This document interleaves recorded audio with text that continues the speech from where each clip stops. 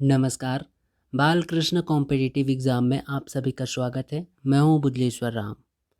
National and international current affairs की इस video में हम 21 से लेकर 31 मई तक के MCQs क्वेश्चंस को सॉल्व करेंगे। आज का पहला प्रश्न है, हाल ही में चर्चा में रहे पंडित विश्व कुमार शर्मा निम्नलिखित में से किस क्षेत्र से संबंधित थे?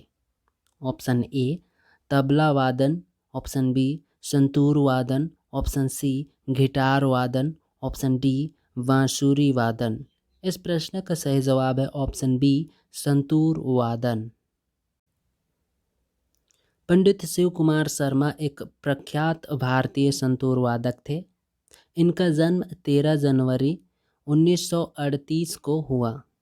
इन्होंने 13 वर्ष की आयु में संतूर सीखना शुरू किया। इन्होंने 1955 में मुंबई में पहली प्रस्तुति दी। पंडित शिव कुमार शर्मा ने वर्ष 1967 में बांसुरी वादक पंडित हरि प्रसाद चौरसिया और गिटार वादक बृजमोहन भूषण काबरा के साथ मिलकर भारतीय शास्त्रीय संगीत की बड़ी hit call of the valley प्रस्तुत की। पंडित शर्मा को 1986 में संगीत नाटक अकेडमी पुरस्कार, 1991 में पद्मश्री और 2001 में पद्म विभूषण से सम्मानित किया गया। बीते 10 मई को 84 वर्षीय इस संगीतकार का हृदयघात के कारण निधन हो गया, जिस कारण यह चर्चा में है। इस प्रश्न का सही जवाब है ऑप्शन बी संतूर वादन।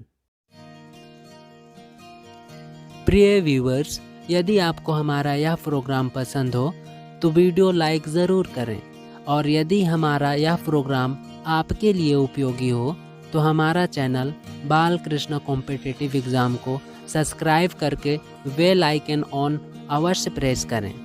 और हाँ, वीडियो शेयर ज़रूर करें। आपकी एक शेयर हमारे चैनल को ग्रो करने में मदद करेगा। अगला प्रश्न है, ल्यूपस बीमारी के संबंध में निम्नलिखित में से कौन सा कथन असत्य है? ऑप्शन ए यह एक ऑटो इम्यून रोग है, ऑप्शन बी यह शरीर के किसी भी भाग को नुकसान पहुंचा सकता है, ऑप्शन सी इसमें प्रतिरक्षा तंत्र के लिए मानव शरीर की स्वास्थ्य कोशिकाओं और बाहरी कोशिकाओं के बीच का अंतर समाप्त हो जाता है, ऑप्शन डी इस बीमारी के दौरान रोगी को लगातार मुंह का अल्सर, जोड़ों तथा मांसपेशी में दर्द और अधिक थकान बना रहता है, लेकिन बुखार का आना बंद हो जाता है। इस प्रश्न का सही जवाब है, यानी कि असत्य कथन है ऑप्शन डी। बाकी सभी कथन सत्य हैं। अगला प्रश्न है, निम्नलिखित में से कौन सा संगठन यात्रा और पर्यटन प्रतिस्पर्धा सूचांक लाता है? ऑप्शन ए विश्व बैंक, ऑप्शन बी विश्व आर्थिक मंच, ऑप्शन सी संयुक्त राष्ट्र विश्व पर्यावरण संगठन, ऑप्शन डी एशिया विकास बैंक। इस प्रश्न का जवाब हमें नीचे कमेंट बॉक्स में ज़रूर करें। अगला प्रश्न है, ओलिविये रिडले कछुए के संबंध में निम्नलिखित में कौन सा ऐसे कथन सत्य है या है? कथन एक, यह सबसे छोटा एवं सभी समुद्री कछुओं में सबसे अधिक मात्रा में पाए जाते हैं। 2, इन्हें IUCN की रेड लिस्ट में संकटग्रस्त श्रेणी के अंतर्गत मान्यता प्राप्त है। कथन 3, हाल ही में भारत में इनके संरक्षण हेतु सरकार द्वारा ऑपरेशन सेवी कुर्मा शुरू किया गया है। आपके लिए कूट है, ऑप्शन ए केवल 1 और 2, ऑप्शन बी केवल 2, ऑप्शन सी केवल 1 और 3, और ऑप्शन डी 1, 2 और 3। इस प्रश्न का सही जवाब है ऑप्शन सी केवल 1 और 3 कथन सत्य हैं, 2 कथन असत्य हैं। ओलिविये रिडले कछुए सबसे छोटा एवं विश्व में पाए जाने वाले समुद्री कछुओं में सबसे प्रचुर मात्रा में पाए जाते हैं। यह प्रशांत, अटलांटिक एवं हिंद महासागर के गर्म जल में पाए जाते हैं। इसे IUCN की रेड लिस्ट के अंतर्गत सुबेद यानी कि वल्नरेबल में के अंतर्गत शामिल किया गया है। भारत में इनके संरक्षण हेतु ऑपरेशन सेवा कुर्मी शुरू किया गया है। इस प्रकार इस प्रश्न का सही जवाब है ऑप्शन सी। अगला प्रश्न है, निम्नलिखित में से कौन सा संगठन वर्ल्ड इन्वेस्टमेंट रिपोर्ट लाता है? ऑप्शन ए है विश्व आर्थिक मंच, ऑप्शन बी आर्थिक सहयोग और विकास संगठन, ऑप्शन सी विश्व बैंक, ऑप्शन डी व्यापार और विकास पर संयुक्त राष्ट्र सम्मेलन यानी कि अंगटाड। इस प्रश्न का सही जवाब है ऑप्शन डी व्यापार और विकास पर संयुक्त राष्ट्र सम्मेलन अंगटाड। व्यापार और विकास पर संयुक्त राष्ट्र सम्मेलन अंगटाड की स्थापना 1964 में विश्व व्यापार में विकासशील राज्यों के हितों को बढ़ावा देने के उद्देश्य से एक अंतर सरकारी संगठन के रूप में की गई थी। अंगटाड संयुक्त राष्ट्र सचिवालय का हिस्सा है जो व्यापार, निवेश और विकास के मुद्दे से निपटता है। संगठन के लक्ष्य हैं विकासशील देशों के व्यापार, निवेश और विकास के अवसरों को अधिकतम करना और विश्व अर्थव्यवस्था में समान आधार पर एकीकृत करने के उनके प्रयासों में उनकी सहयोग करना है। यह संयुक्त राष्ट्र महासभा और संयुक्त राष्ट्र आर्थिक और सामाजिक परिषद को रिपोर्ट करता है। इस प्रकार इस प्रश्न का सही जवाब है ऑप्शन डी व्यापार और विकास पर संयुक्त राष्ट्र सम्मेलन यानी कि अंगटाड। अगला प्रश्न है, निम्नलिखित में से कौन सा संगठन वैश्विक ऊर्जा संगठन सूचांक को मापता है? ऑप्शन ए विश्व बैंक, ऑप्शन बी विश्व आर्थिक मंच, ऑप्शन सी अंतर्राष्ट्रीय ऊर्जा एजेंसी, ऑप्शन डी अर्थशास्त्र खुफिया इकाई। इस प्रश्न का सही जवाब है ऑप्शन बी विश्व आर्थिक मंच। अगला प्रश्न है, ई रूपी के संबंध में निम्नलिखित में कौन सा ऐसे कथन सत्य है या है?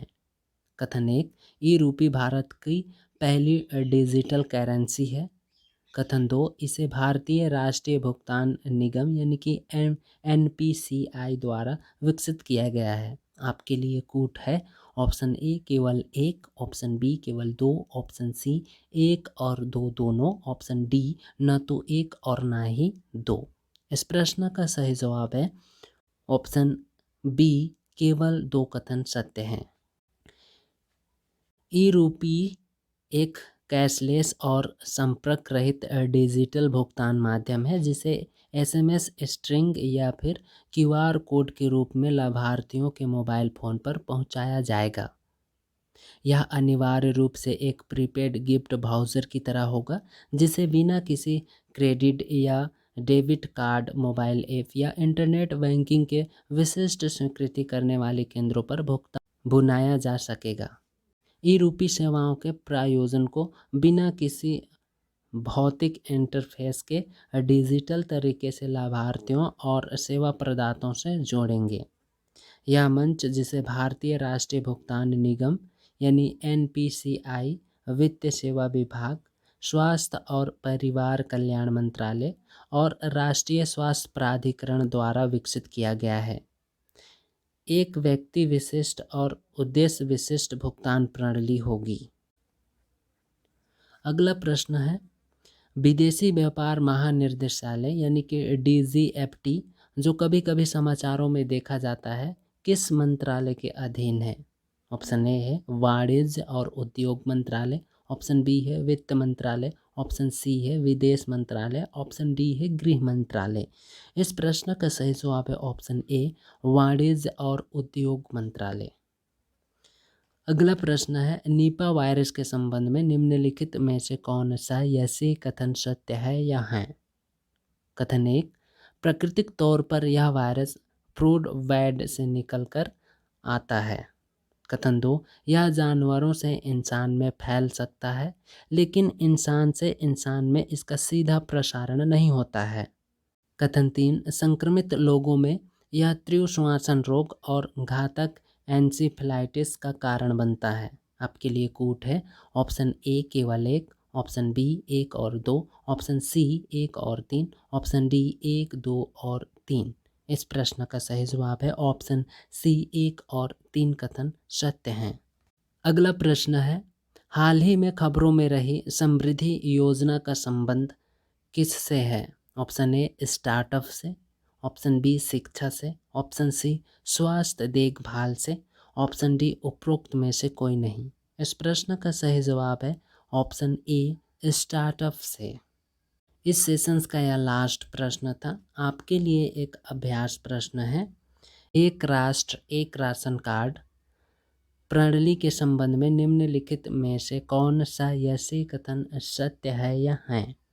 कथन एक राष्ट्र एक राशन कार्ड योजना का उद्देश्य प्रवासी श्रमिकों और उनके परिवार के समूह सदस्यों को राष्ट्रीय खाद्य सुरक्षा अधिनियम 2013 के तहत देश में कहीं भी किसी भी उचित मूल्य की दुकानों से रियायती राशन खरीदने में सक्षम बनाना है। कथन 2 कहता है, एक राष्ट्र एक राशन कार्ड ऐसी प्रौद्योगिकी पर आधारित है जिसमें लाभार्थियों के राशन कार्ड, आधार संख्या और बिक्री के इलेक्ट्रॉनिक बिंदु पर विवरण शामिल है। कथन 3, अब तक आधे से भी कम राज्य और केंद्र शासित प्रदेश एक राष्ट्र एक राशन कार्ड में शामिल हुए हैं। आपके लिए कूट है कि ऑप्शन ए केवल 2, ऑप्शन बी केवल 1 और 2, ऑप्शन सी केवल 1 और 3, ऑप्शन डी 1, 2 और 3। इस प्रश्न का जवाब हमें नीचे कमेंट बॉक्स में ज़रूर दें और साथ में आप ये भी बताएं कि आपको हमारी यह प्रोग्राम कैसे लगा। आपकी प्रिपरेशन को स्ट्रॉन्ग बनाने के लिए इन सभी कंटेंट की पीडीएफ हमने नीचे डिस्क्रिप्शन पे दे रखा है, आप डिस्क्रिप्शन ज़रूर चेक करें। अंत तक बने रहने के लिए बहुत बहुत धन्यवाद। आपसे नेक्स्ट सेशंस पे फिर मुलाकात होगी। तब तक के लिए स्वस्थ रहें, मस्त रहें और पढ़ते रहें। जय श्री कृष्ण।